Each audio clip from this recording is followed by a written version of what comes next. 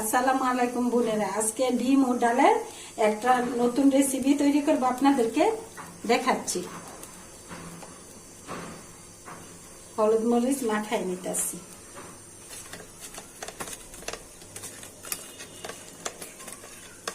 এখন কড়াইটা গরম হয়ে গেছে, কড়াইতে তেল দিয়ে দিচ্ছি।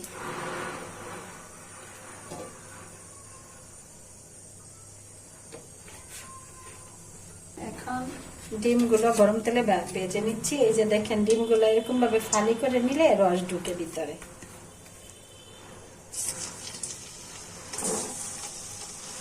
ছেড়ে ভেজে নিব।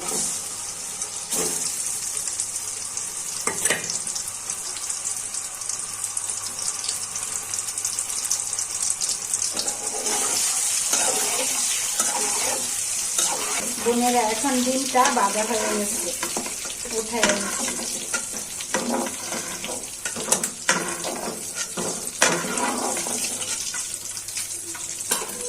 এখন গরম তেলে দিয়ে দিচ্ছি পেঁয়াজ কুচি।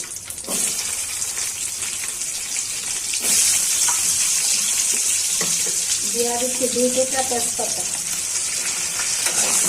এখন বিনা দেবেন যে তেজপাতা দিলে একটু ভালো থাকবে। হয়ে যাক পেঁয়াজ ভাজা। এখন পেঁয়াজটা ভাজা হয়ে গেছে, একে একে দিয়ে দিচ্ছি মশলা। দিয়ে দিচ্ছি রসুন বাটা, অল্প একটু আদা বাটা,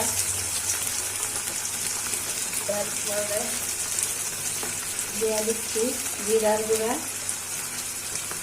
দিচ্ছি মরিচ গুঁড়া,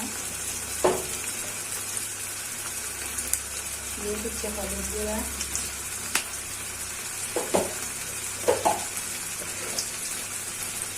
দিচ্ছি স্বাদ মতো লবণ।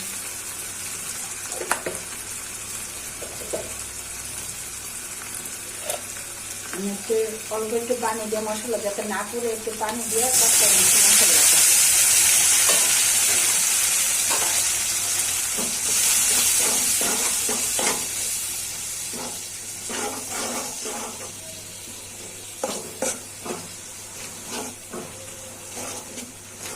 মশলাটা যদি ভালো করে ভাজা নেয় তাহলে স্বাদ লাগে বেশি, আর কাঁচা কাঁচা গন্ধ আসে না। তার জন্য মশলাটা কষাই নিতে।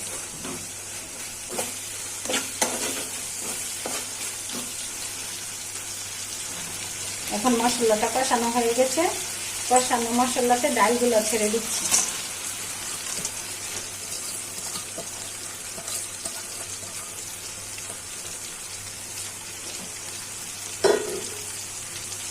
ডালগুলো ভাজা হয়ে যায়।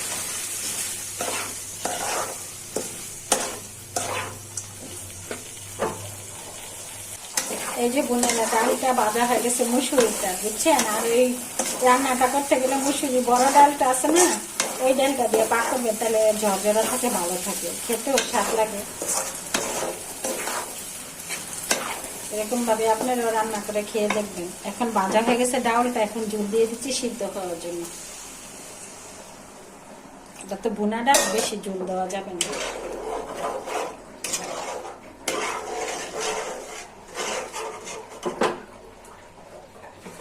এখন একটু ডেকে দিচ্ছি সিদ্ধ হওয়ার জন্য, একই ডালটা সিদ্ধ হয়েছে কিনা।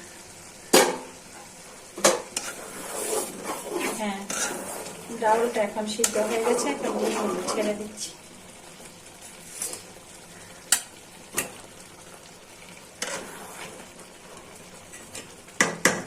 দিয়ে দিচ্ছি সাথে টমেটো। বোনা ডাল এরকম ভাবে পাক করলে আপনারা খেয়ে দেখবেন, নিজেরা রান্না করে, অনেক স্বাদ।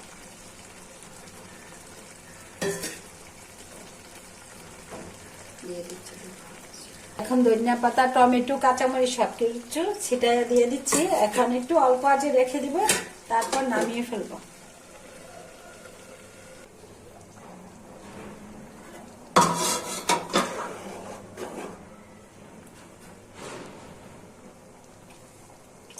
ও অনেক স্বাদ হয়েছে।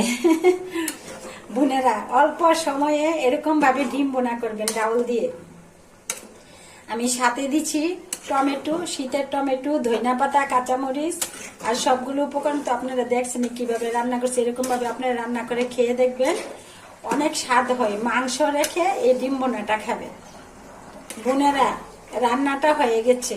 এখন আপনারা ভালো থাকবেন, সুস্থ থাকবেন। আমার ভিডিওগুলো বেশি বেশি দেখবেন, শেয়ার করবেন, লাইক করবেন, কমেন্ট করবেন। আল্লাহ হাফেজ।